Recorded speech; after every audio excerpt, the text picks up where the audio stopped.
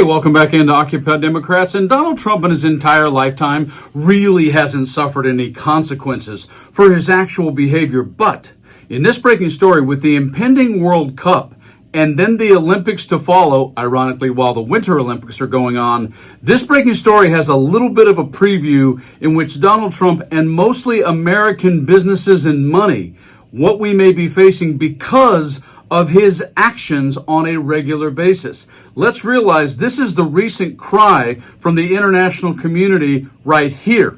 Hey Olympics, hey FIFA, hey the UN, hey the EU, hey every international organization. It's time to boycott them. In direct response to that, FIFA has to pander to and pat Mango Muppet on the head, fulfill his ego to give him a fake prize. This. The very first winner of the FIFA Peace Prize, the 45th and 47th President of the United States of America, Mr. Donald Trump. The US has just started bombing Venezuela. Thank you. Mr. President, this is your prize, this is your Peace Prize. Excellent.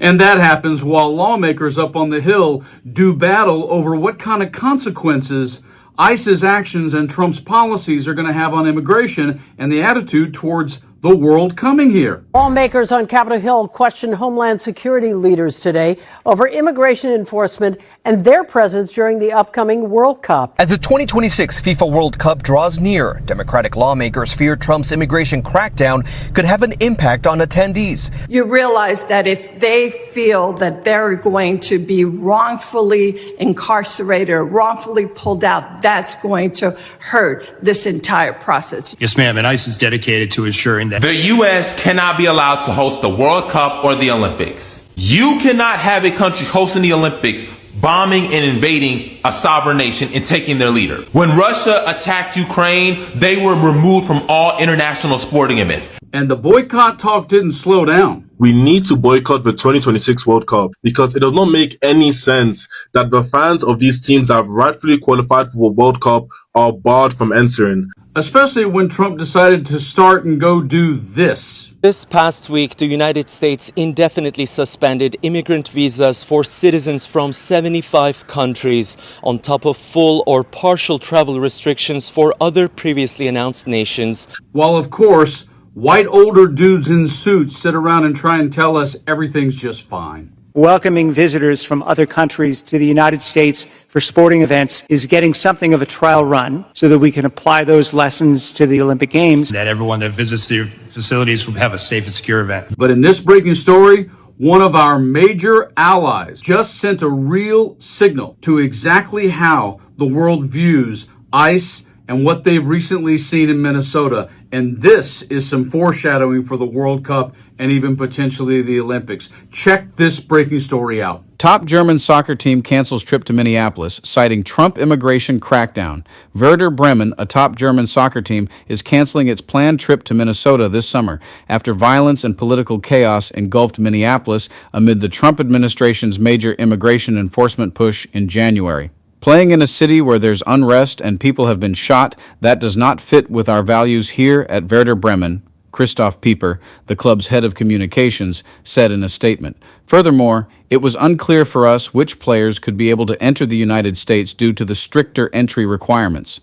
The administration sent roughly 3,000 federal immigration agents to Minneapolis beginning in December, in a deportation effort dubbed Operation Metro Surge. Agents killed 2 protesters, Renee Good and Alex Preddy, in separate incidents last month as demonstrations spread throughout the city. And while White House border CR Tom Homan announced the White House was ending its surge in Minnesota last week, Werder Bremen's cancellation is far from the only economic fallout of the surge. Minneapolis city leaders announced last Friday that the operation had resulted in a more than $200 million financial impact. The global soccer community has largely been kind to President Donald Trump since his return to the White House last year. The U.S., alongside Canada and Mexico, is playing host to the quadrennial FIFA World Cup this summer.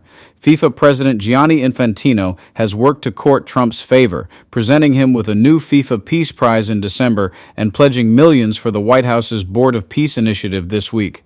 Werder Bremen, one of the founding members of the Bundesliga and a winner of 4 German championships, has a reputation as one of the most progressive clubs in Europe. The club left X for Blue Sky in 2024 due to hate speech, hatred towards minorities, right-wing extremist posts, and conspiracy theories that had been allowed to spread on X at an incredible pace, it said in a statement at the time.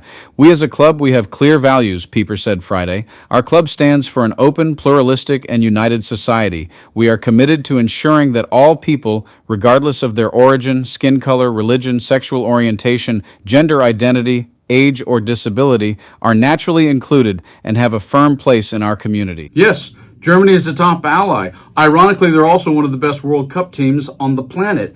And one of their better clubs inside of Germany just said, how about no? We're not going to come to Minnesota and put on a show and bring money and spend it on your businesses because you guys do not have the policies nor the integrity that deserves our presence.